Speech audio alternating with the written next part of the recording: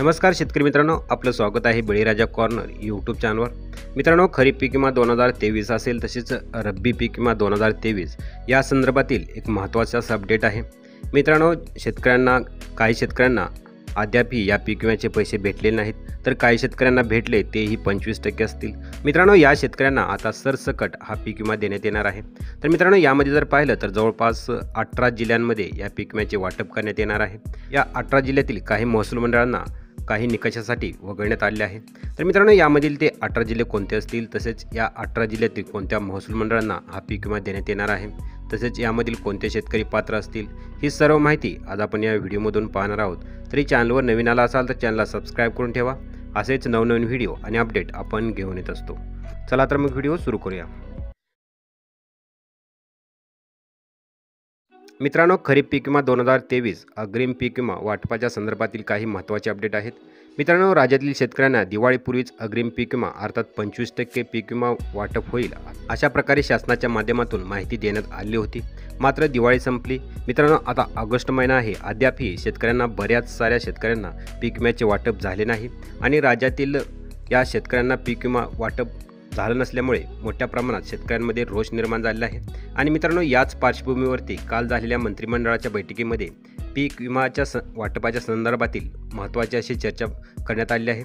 मित्रांनो, 20 ऑगस्ट 2024 रोजी राज्य सरकारच्या मंत्रिमंडळाची महत्त्वपूर्ण अशी बैठक पार पडलेली आहे आणि याच बैठकीमध्ये अग्रिम पीक विमा वाटपाच्या संदर्भातील कृषी विभागाच्या माध्यमातून सादरीकरणही करण्यात आलेलं आहे।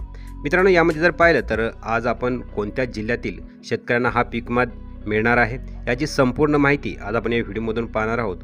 यामध्ये जर पाहिलं तर खरीप हंगामातील पावसाचा मोठा खंड पडला होता, त्यामुळे बरेच पिके वाया गेली होती। त्यामुळे जिल्हाधिकाऱ्यांमार्फत पीक विमा कंपन्यांना आदेश देण्यात आले होते की शेतकऱ्यांना 25% अग्रिम विमा वाटप करण्यात यावा। मात्र याविषयी काही विमा कंपन्यांकडून केंद्रीय समितीकडे दाद मागण्यात आली होती, तरी तो निकाल पीक विमा कंपन्यांच्याकडून आलेला आहे। मित्रांनो, यामध्ये जर पाहिलं तर 7 जिल्ह्यातील शेतकऱ्यांना 25% अग्रिम पीक विमा हा फेटाळण्यात आलेला आहे। मित्रांनो, राज्य सरकारने 21 दिवसापेक्षा कमी पाऊस झाला असे दाखवले, त्यानंतर 25% अग्रिम पीक विमा वाटपाचे आदेश देण्यात आले होते। पण शेतकऱ्यांच्या उत्पन्नात घट न दिसून आल्याचे विमा कंपनीला वाटते, त्यामुळे दुष्काळी नियमाचे व इतर कोणत्याही नियमाचे पालन केले नाही असे सांगत केंद्रीय समितीकडून पीक विमा कंपन्यांच्या बाजूने हा निकाल लावण्यात आलेला आहे। मित्रांनो, यामध्ये जर पाहिलं तर या 7 जिल्ह्यांना या पीक विम्यातून वगळण्यात आलेलं आहे। तर मित्रांनो, या 7 जिल्ह्यातील शेतकऱ्यांना आता हा अग्रिम पीक विमा तसेच 75% पीक विमा हा मिळणार नाही।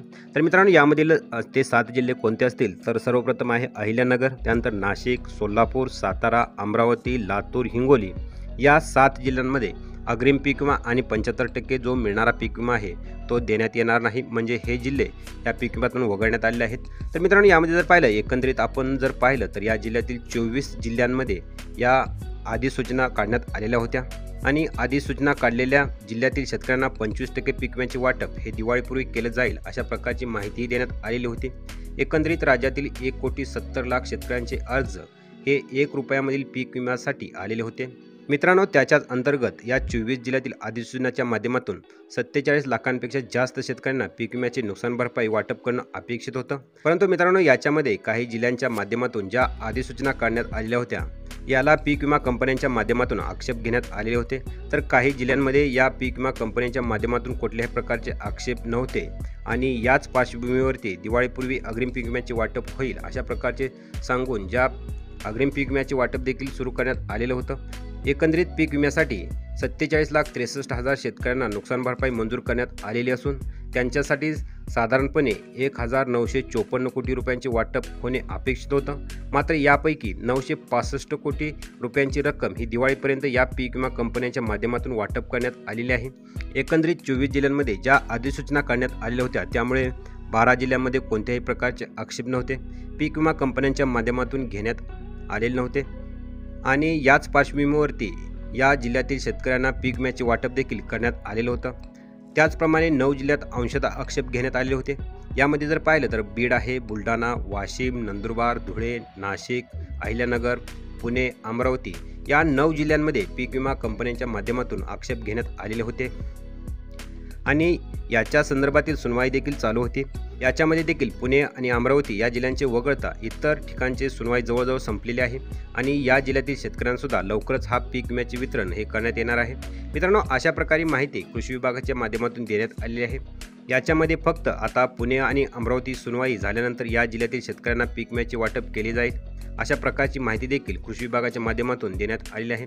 मित्रांनो, राज्यातील 1,70,67,000 शेतकऱ्यांचे अर्ज आलेले असून त्यासाठी शासनाने 8,016 कोटी रुपयांचा हप्ता द्यावा लागणार आहे आणि याच्यापैकी 3,050 कोटी 19 लाख रुपयांचा पहिला हप्ता राज्य शासनाच्या माध्यमातून देण्यात आलेला आहे आणि याच्याचपैकी पीक विमा कंपनीला 1,954 कोटी रुपयांचा हे 25% अग्रिम पीक विम्यासाठी करणं अपेक्षित होतं।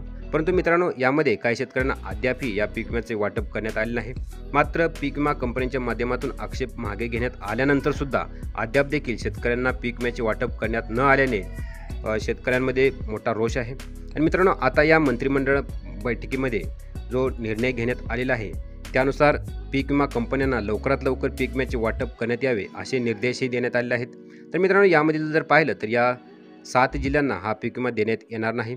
उर्वरित सर्व जिल्ह्यांना या पीक विम्याचे वाटप हे 26 ऑगस्टपासून करण्यात येणार आहे।